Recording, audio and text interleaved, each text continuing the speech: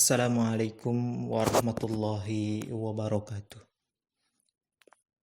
Alhamdulillahi hadana lihada wa ma kunna linahtadiya laula an hadana Allah.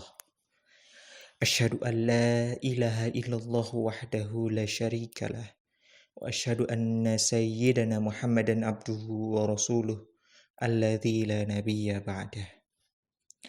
Salli wa nusallimu ala rasulillah wa ala alihi wa sahbihi wa man tabi'ahu bi ihsanin ila yaumil qiyamah.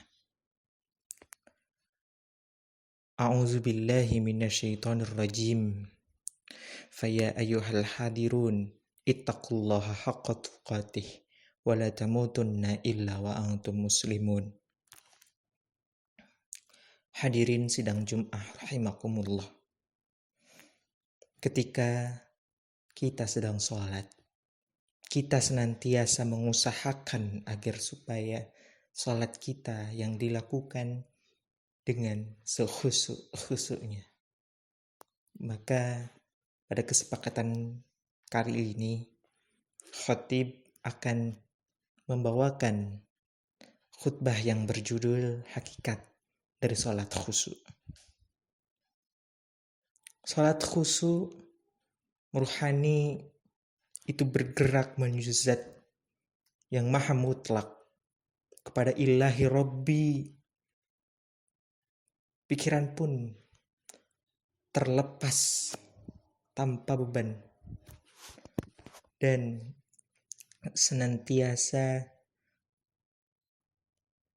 meninggalkan semua keruwetan yang ada dalam peristiwa di sekitarnya. Karena pada sholat itu merupakan sebuah pertemuan hamba dengan Robnya tanpa perantara. Allah Subhanahu wa ta'ala berfirman di dalam Quran surat Al-Baqarah ayat ke-45 dan 49. A'udzu billahi minasyaitonir rajim. Bismillahirrahmanirrahim. Wasta'inu bis-sabri was-shalah. Innaha lakabiratun 'alal khashi'in. Alladzina yadhunnuna annahum mulaqu rabbihim wa annahum ilaihi raji'un. Jadikanlah salat dan sabar sebagai penolong bagimu. Dan sesungguhnya yang demikian itu amatlah sangat sulit, kecuali bagi orang-orang yang khusyuk, yaitu orang-orang yang meyakini bahwa mereka akan menemui Tuhannya dan mereka akan kembali kepada Tuhannya. Konsep salat khusyuk merupakan sebuah konsep meditasi tertinggi dalam ajaran Islam. Itu sesuai dengan fitrahnya manusia, di mana pada saat kita sholat, ruh kita itu dibiarkan lepas tanpa hambatan. Hal itu memungkinkan ruh itu kembali kepada diri kita dan mendapatkan pencerahan melalui cara yang diajarkan oleh Allah, Sang Maha Pencipta. Sebagaimana yang diajarkan dalam Al-Quran, tercantum dalam Al-Quran, surat Al-An'am ayat 79. Inni wajjahtu wajhiya lilladzi fataras samawati wal ard hanifan wa ma ana minal musyrikin. Sesungguhnya aku hadapkan wajahku kepada zat yang menciptakan langit dan bumi dan seluruhnya. Dan ruhku tidak terhambat oleh benda-benda syirik. Rasulullah SAW pun menegaskan di dalam hadisnya bahwa as-salatu mi'rajul mu'minin.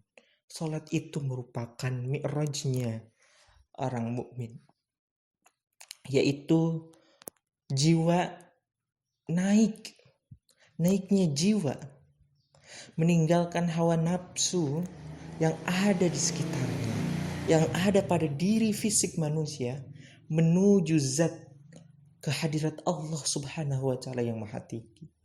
Disinilah timbul pertanyaan. Mengapa Rasulullah SAW menyebutkan bahwa salat ini adalah mi'rajnya orang mukmin? Hadirin rahimakumullah. Misteri ini hampir saja tidak terpecahkan karena kebanyakan orang menganggap hadis ini dengan sikap-sikap yang a priori, masa bodoh, dan berkeyakinan bahwa manusia itu tidak akan pernah bertemu dengan Allah di alam dunia. Mereka itu meyakini bahwa bertemu perjumpaan dengan Sang Maha Pencipta hanya akan terjadi itu di alam akhirat saja. Akibatnya mereka pun tidak mau ambil pusing mengenai hakikat dari sholat itu sendiri. Bahkan mereka hanya menganggap sholat itu sebagai sebuah beban kewajiban yang apabila sudah dilaksanakan sudah beres, dan tidak memikirkan, tidak memahami fungsi dan tujuan dari sholat itu sendiri. Ketika muncul pertanyaan, lantas apa itu sholat khusyuk? Bagaimana caranya untuk kita mencapai kepada sholat khusyuk? Muncul juga berbagai jawaban dari para ulama. Ada yang menganjurkan untuk mengerti setiap arti dari bacaan yang kita baca di dalam sholat. Ada juga yang menganjurkan kepada kita untuk terus melihat ke tempat sujud kita, kepada tempat sujud ketika kita sholat. Ini anjuran-anjuran yang disarankan oleh para ulama. Pada pokoknya semua cara tersebut harus menyentuh kepada hakikat dari sholat itu, yaitu rasa berkomunikasi dan merespon dari apa yang disembah. Selain itu,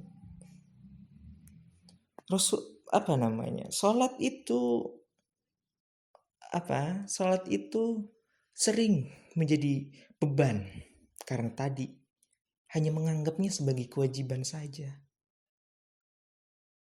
Bahkan beban ini kita wariskan secara turun-temurun ke anak kita, ke cucu kita, dari orang-orang tua kita, dari guru-guru kita, dari terdahulu kita. Karena orang-orang tua dan guru itu menakut-nakuti. Cara mendidik agar supaya anak itu dapat sholat itu menakut-nakuti dengan doktrin bahwa jika tidak sholat akan dijebloskan dalam neraka. Hai anak-anak, sholat ayo, sholat. Nanti kalau nggak sholat masuk neraka.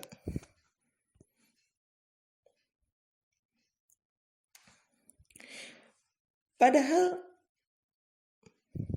nanti ketika anak-anak itu sudah dewasa, mendengarkan suara azan, terbayang, terngiang-ngiang akan doktrin-doktrin yang orang-orang tua terdahulunya itu lakukan.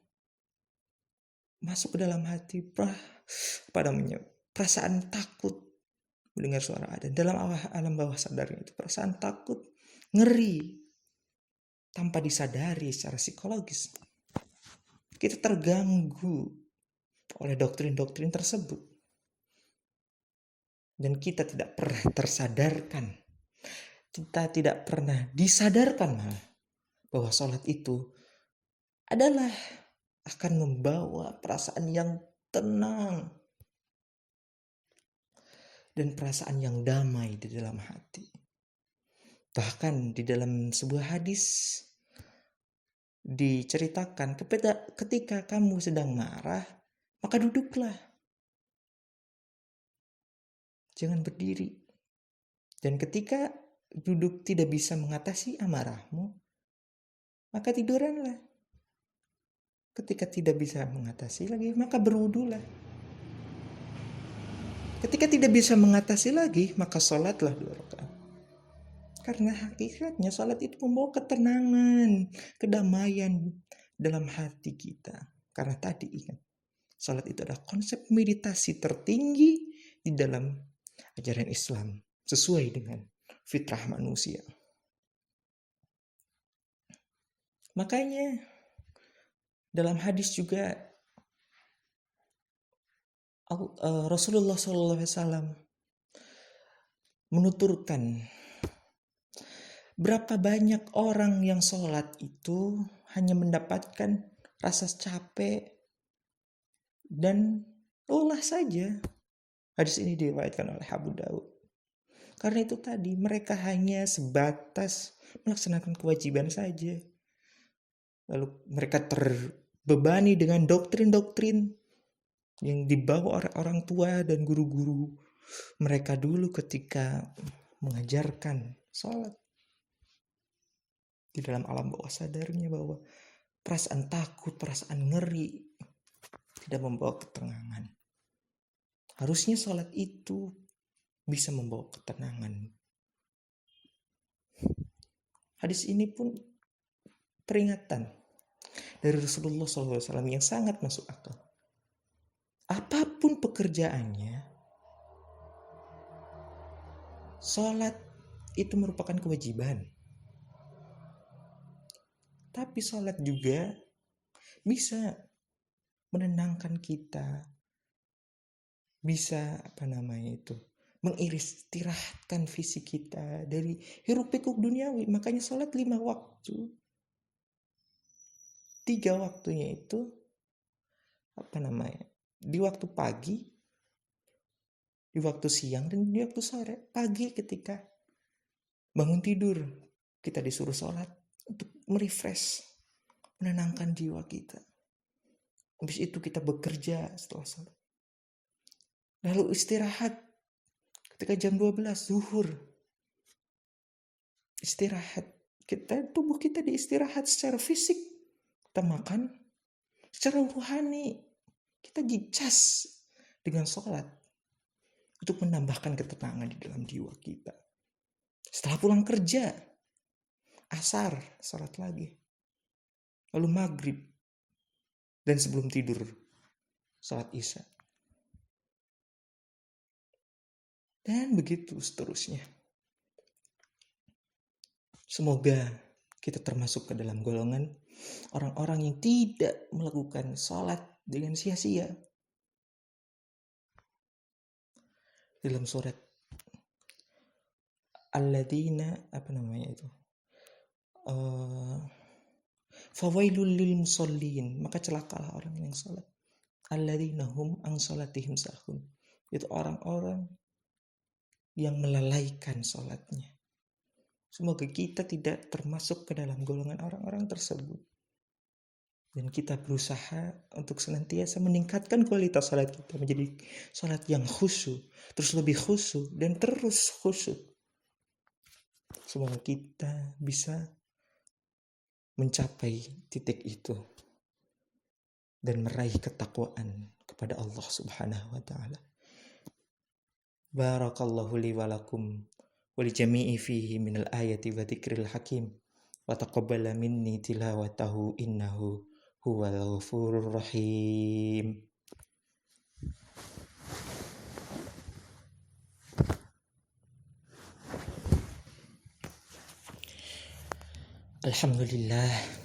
Alhamdulillahi hamdan katsiran kama amar. Asyhadu an la ilaha illallah wahdahu la syarikalah. Wa asyhadu anna sayyidana Muhammadan abduhu wa rasuluh. Allahumma salli ala sayyidina Muhammad wa ala ali sayyidina Muhammad. Amma ba'd. Faya ayyuhal hadirunal kiram, ittaqullah wang tanzur la'allakum tuflihun.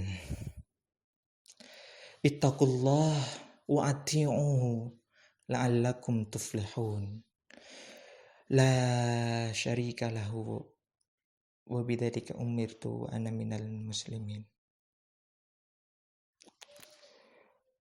Faqala Allah Ta'ala fi kitabihil karim, a'udzu billahi minasyaitonir rajim.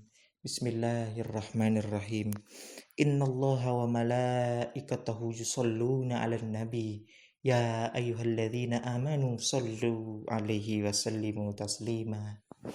Allahumma sholli ala sayyidina Muhammad wa ala ali sayyidina Muhammad kama shallaita ala sayyidina Ibrahim wa ala ali sayyidina Ibrahim wa barik ala sayyidina Muhammad wa ala ali sayyidina Muhammad kama barakta ala sayyidina Ibrahim wa ala ali sayyidina Ibrahim innaka Hamidum Majid.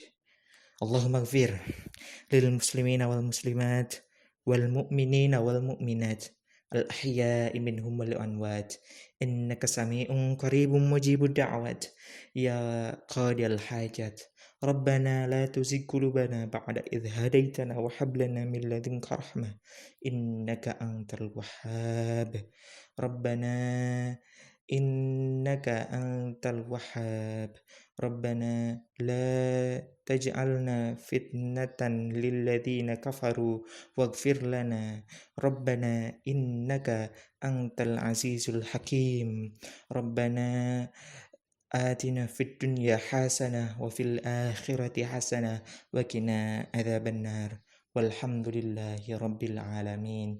Ibadallah, innallaha ya'muru bil adli wal ihsan wa ita'i dzil qurba wa yanha 'anil fahsya'i wal munkari wal baghi ya'idukum la'allakum tadhakkarun wa la dzikrullahi akbar. Aqimis shalah.